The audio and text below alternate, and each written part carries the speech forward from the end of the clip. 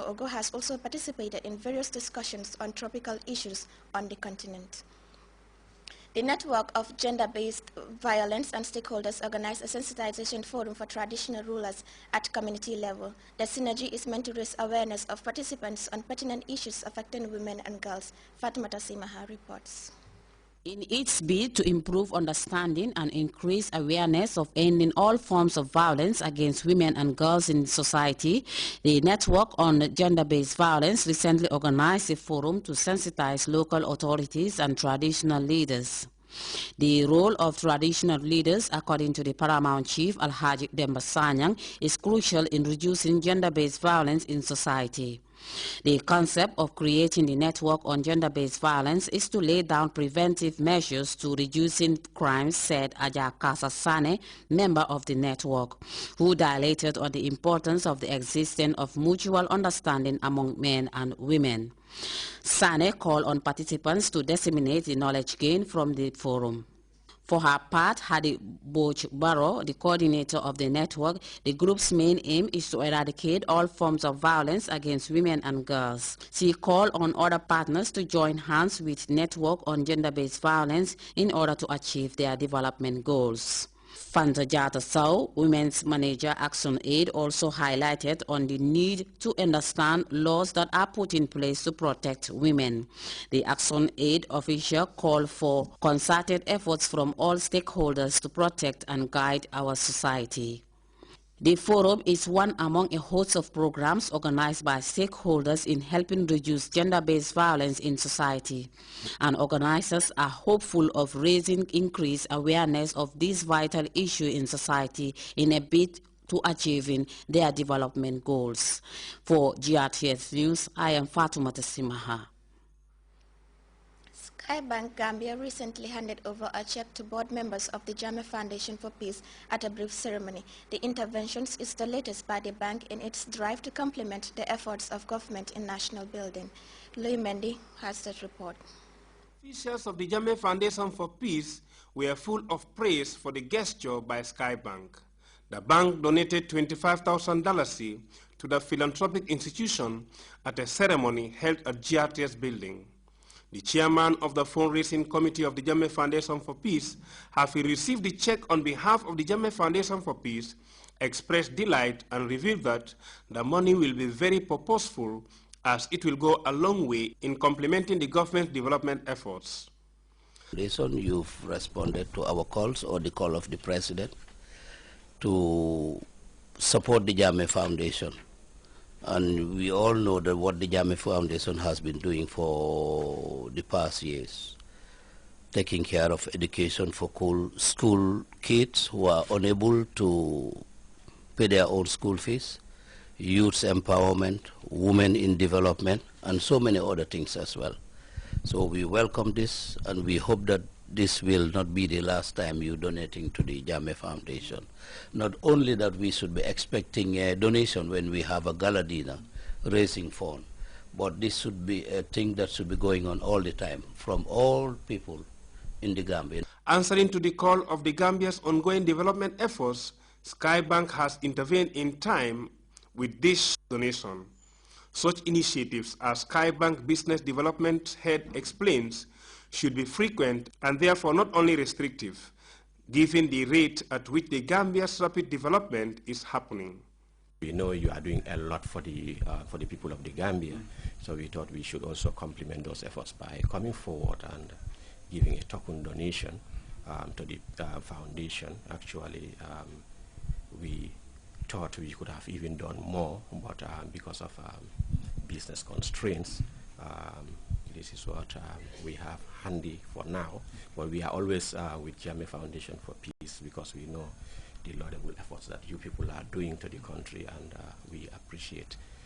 The amount is expected to help the Jammeh Foundation for Peace in their efforts to help advancing the welfare of people in the areas of health, education, and agriculture. Louis Mendy, GRTS. Senior rebels and government forces slung it out for control of the biggest prison in the province of Idlib, and anti-government protesters in Egypt commemorate the second anniversary of the Arab Spring Revolution, with calls for the departure of President Mohamed Morsi from power. These and other stories coming ahead right after this short break.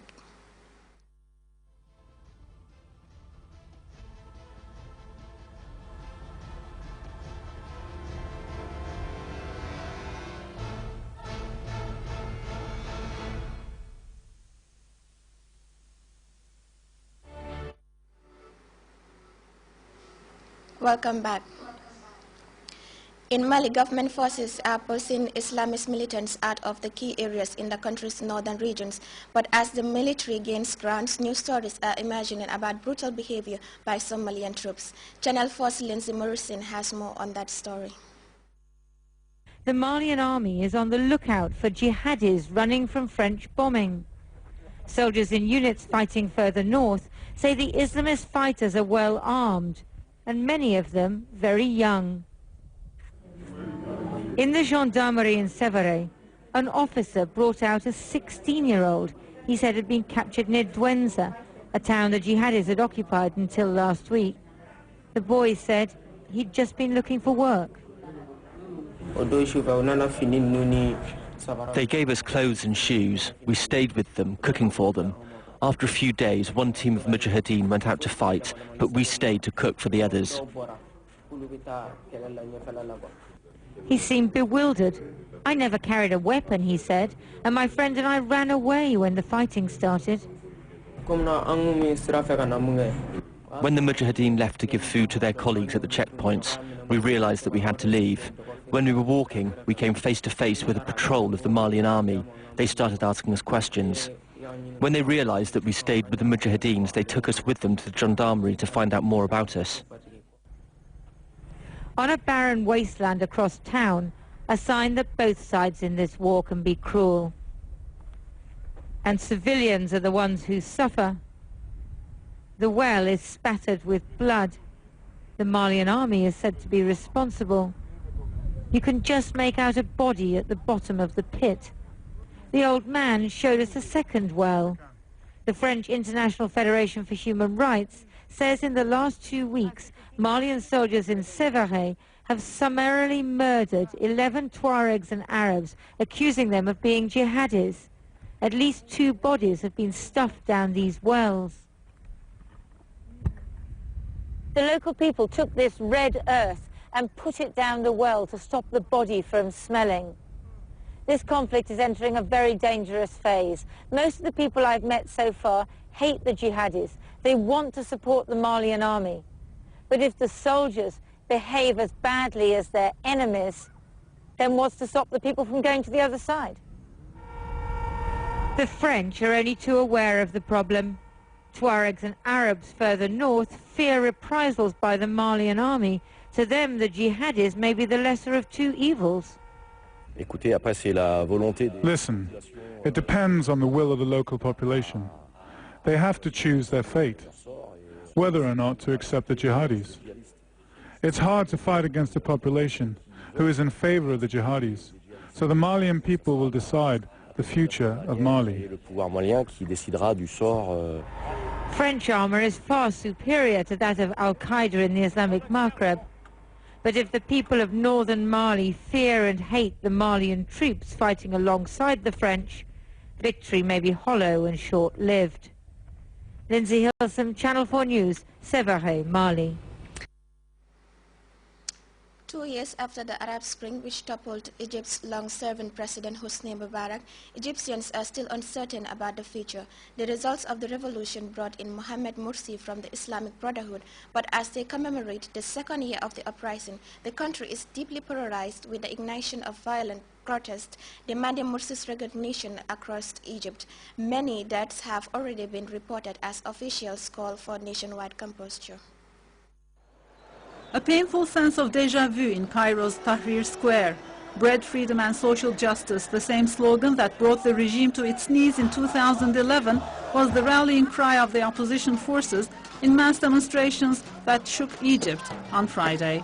At least 29 people died, 456 were injured in the violence that marked the second anniversary of the uprising. Here in the canal city of Suez, clashes between anti-Morsi forces and police were particularly deadly. At least 5 people were killed here, shot in the chest and stomach with live bullets, according to health officials.